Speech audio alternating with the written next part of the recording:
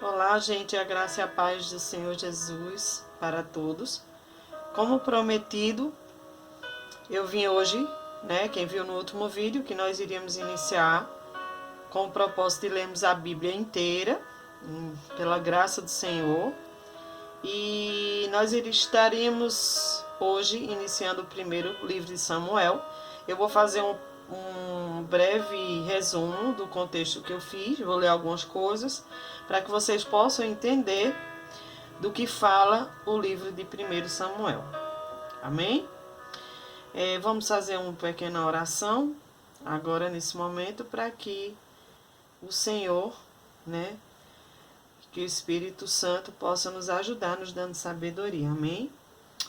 Oremos. Senhor Deus e Pai, nós te agradecemos por tudo, porque Tu és um Deus lindo, um Deus maravilhoso, um Deus que nos capacita, nos dá força nos momentos de provações.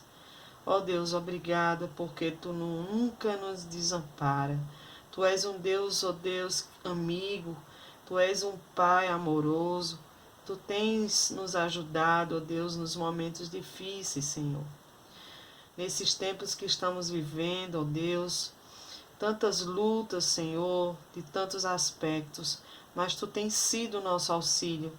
Eu te agradeço por tudo, meu Deus, por todas essas pessoas que estão ouvindo, seja uma pessoa ou mais, mas que possa chegar essa palavra ao seu coração, que estaremos estudando hoje, que essas pessoas continuem neste propósito de estudarmos juntos essa palavra.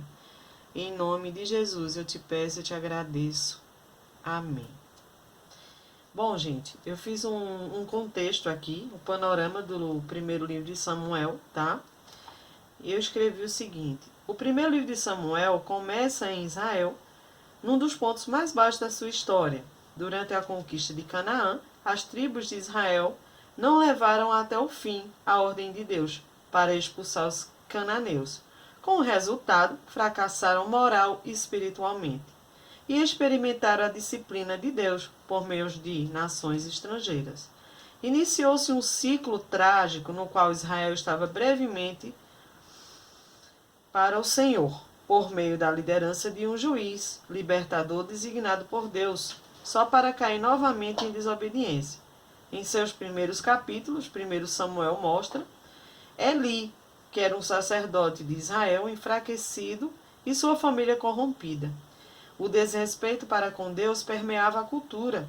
Não possuíam uma liderança centralizada e sofriam ataques frequentes de outras nações em decorrência de sua incredulidade e desobediência a Deus. Mas mudanças políticas, sociais e religiosas profundas estavam prestes a ocorrer. No final de 1 Samuel, a mesma nação estava pronta para ungir, o segundo rei de Israel, Davi, dando início ao período considerado o apogeu do reino de Israel no Antigo Testamento. Qual o propósito do primeiro Samuel? O primeiro livro de Samuel foi escrito para mostrar o surgimento e desenvolvimento da monarquia em Israel, bem como as necessidades dos seus líderes se reivindicarem e obedecerem a Deus. Os temas que são abordados: surgimento da monarquia em Israel, os líderes religiosos que deveriam ser conduzidos por Deus, não por seus desejos, culturas, tradições religiosas ou situações. A reverência de Deus é demonstrada por meio da obediência às suas ordens. Deus deve ser o objeto de fé. Então, até vou dar uma grifada, ó. Deus deve ser o objeto de fé, a paciência e a confiança são essenciais para permitir que Ele trabalhe ao seu tempo e ao seu modo. A soberania de Deus é vista de maneira específica na vida de Ana, na escolha de Samuel, de Saul e de Davi, que nós veremos no decorrer dos capítulos. Tá, gente? Essa aqui foi a panorâmica que eu fiz sobre o primeiro livro de Israel, para que vocês possam vir a entender do que se trata o livro de 1 Samuel. Já aqui, gente, eu li 1 Samuel, o capítulo de 1 Samuel, tá? É onde que é tratado sobre Elcana, né? Que era marido de Ana e de Penina também. E o voto de Ana, que foi muito importante e falou muito ao meu coração. Nasce Samuel, né? A gente vai ver o nascimento de Samuel, que isso é bem importante. Eu trabalhei com essa Bíblia, tá? Eu, na verdade, eu gosto muito dessa nova NVT, né? Tanto o NVI como o NVT, mas você pode utilizar qualquer Bíblia. Eu sempre indico que vocês, antes de estudar, né, de ver esse vídeo, vocês podem dar uma lida antes, marcar os versículos que Deus falou ao seu coração, né? Como todo mundo sabe que Deus trabalha de uma forma pessoal com cada um, tá? Então, tem alguns versículos que foram grifados, certo? Então, eu vou dar uma lida do que eu vou ler alguns versículos, tá? Eu vou ler logo os versículos que me chamaram a atenção. Que Ana, né? Vocês sabem que Eucana, ele vivia em Ramá, na região de Zuf, e era filho de Jeroão, filho de Eliú, né? Eucana tinha 2 esposas, porque naquela época, gente, era normal acontecer isso, tá? Era normal um homem ter duas ou mais mulheres, certo? E então, mas Samuel gostava muito, amava muito Ana, mesmo ela sem poder ter filhos, né? E eles, todos os anos, eles iam à cidade de Siló para adorar, né? Que os homens tinham que levar seus sacrifícios, né? E nesse tempo os sacerdotes eram Ofni e Finéus, os 2 filhos de Eli, né? Quando Elcana apresentava o seu sacrifício, dava porções de carne à sua esposa Penina e a cada um dos filhos dela. E a Ana dava uma porção especial, porque ele a amava. Aqui no versículo 5 estava mostrando, tá? Então, certa vez, Ana orando, né? O sacerdote Eli, ela muito não queria comer, né? Ela estava muito triste, angustiada, mas ela tomou uma posição. Ela começou a orar. Ela começou a orar, mesmo angustiada. Ela fez um voto a Deus.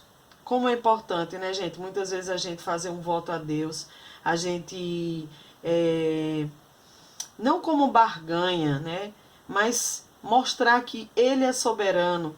Quando a gente faz um voto, faz um jejum, a gente demonstra o quanto a soberania de Deus ela é eficaz, ela traz resultados maravilhosos para as nossas vidas, né? Sempre Deus dá uma resposta quando nós fazemos um voto, mas temos que ter cuidado, porque a Bíblia diz que é melhor não fazer um voto do que fazer e não cumprir, né, gente? Então, no versículo 10 e 11 diz o seguinte, e o 12 também eu vou ler. Ana estava muito angustiada e chorava sem parar. Enquanto orava ao Senhor, fez o seguinte voto: Ó Senhor dos exércitos, se olhares com atenção para o sofrimento da tua serva, se responderes a minha oração e me deres um filho, eu o dedicarei para sempre ao Senhor, e o cabelo dele nunca será cortado. Enquanto ela fazia sua oração, Eli o observava. E a palavra diz aqui que pensou que por ela balbuciar as palavras, achava que ela estava embriagada, né? Ele não teve esse discernimento de achar que ela estava orando ao Senhor, né? E no versículo 17 diz o seguinte: depois que ele entende que ela estava em oração e ela que estava buscando um milagre, ele disse, nesse caso, vá em paz, disse Eli, que Deus de Israel lhe conceda o que você pediu. E ela respondeu, muito obrigada. Então Ana voltou e começou a se alimentar novamente. E o seu rosto já não estava triste. Eu creio, sim, gente, que ali ela já sentiu a presença de Deus e trabalhando na sua vida, mesmo que ela não tenha visto concreto, né? De um modo concreto a sua vitória, mas ela já, pela fé, ela ali já saiu e quis comer, e o seu rosto não estava mais triste. É quando nós estamos confiando no Senhor, né, gente? Que muitas vezes a gente não enxerga a vitória, mas quando a gente está em comunhão com Deus, a gente vê pela fé, pelos olhos da fé, a nossa vitória, né? E no versículo 19, mostra aqui que Eucana teve relações com Ana e o Senhor se lembrou dela. Então, esse se lembrou dela que não quer dizer que Deus tinha esquecido dela, mas que chegou o tempo de Deus abençoar e concedeu o desejo do coração de Ana, num devido tempo. E Ana engravidou e teve um filho, né? Dá-se a entender que depois de um ano que Ana fez esse voto, ela recebeu essa bênção, né, de ter um filho, que chamou de Samuel, que significa eu pedi ao Senhor, né? E no versículo 27 diz assim: pedi ao Senhor que me desse este menino e o Senhor atendeu o meu pedido. Agora eu o dedico ao Senhor por toda a sua vida e ele pertencerá ao Senhor. E ali adoraram ao Senhor. É lindo, gente. A história de Samuel é maravilhosa, né? Eu fiz alguns estudos, né, aqui, que eu vou falar algumas coisas. 3 vezes por ano, todo israelita tinha a obrigação de apresentar diante do Senhor dos Exércitos, como eu falei para vocês, que é a festa dos tabernáculos ou cabanas, né? Porque é a festa que se dá pela liberdade do povo de Israel, que eles andaram pelo exército, né? Ou, desculpa, pelo deserto, e eles armavam as tendas aonde Deus ia mostrando e levando e guiando eles pela lua e pelo sol, né? Como a gente pode aprender isso na palavra. E comemorava justamente o povo durante a peregrinação no deserto de Canaã e a alegria pelas bênçãos de Deus, né? Por mais um ano de colheita. A cidade de Siló ficava em Efraim, onde se localizava a tenda do encontro, que era um santuário, e a arca da aliança. A esterilidade era considerada uma desgraça no Antigo Testamento. Ana era o alvo constante da crueldade de Penina, a outra esposa de Elcana. A poligamia, que era ter mais de uma mulher, era culturalmente aceita no templo de Israel. A sua fé é recompensada pois em meio ao seu sofrimento se tornou uma mulher de oração e louvor. Isso Ana, em sua situação insuportável, buscou somente em Deus. Apesar da amargura da alma, sua oração fervorosa à pessoa de Deus, como Senhor dos exércitos do céu e da terra, no versículo 10 e 11. E fez um voto a Deus, que se lhe desse um filho, dedicaria a Deus e não cortaria o seu cabelo. Seu filho recebe o nome de Samuel, que é ouvido por Deus, pois do Senhor pedi. Ana foi fiel a Deus com o seu voto, lá no versículo 24, e mandou Samuel a Siló. Era um centro de adoração, gente, corrompido, né?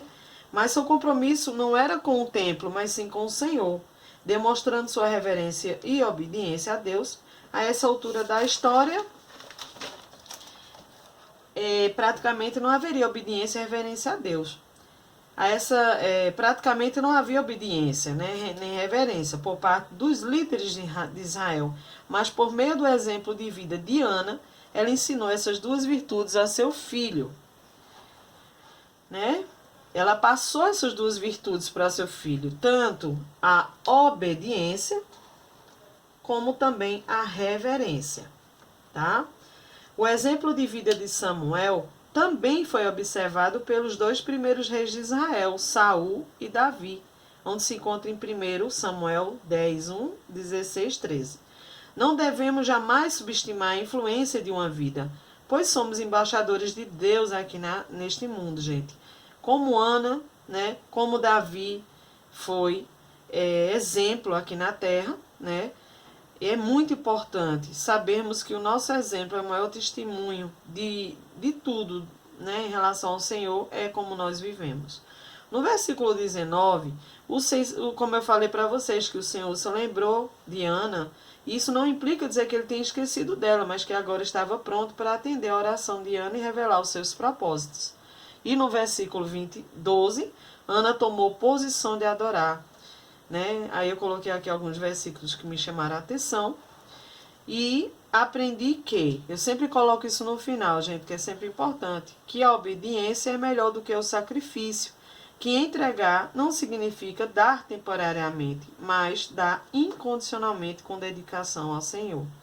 Então, nós vemos aqui que Ana tomou posição, né? Desde o versículo 12, gente, desde o versículo 12, quando ela disse que, pelo voto, ela ia dedicar o seu filho, ela orou com fé e disse que o seu filho seria dedicado à casa do Senhor. E nós veremos isso nos outros capítulos, tá, gente? Eu creio que essa palavra, como, né, ardeu no meu coração, possa também ter ardido no seu coração também.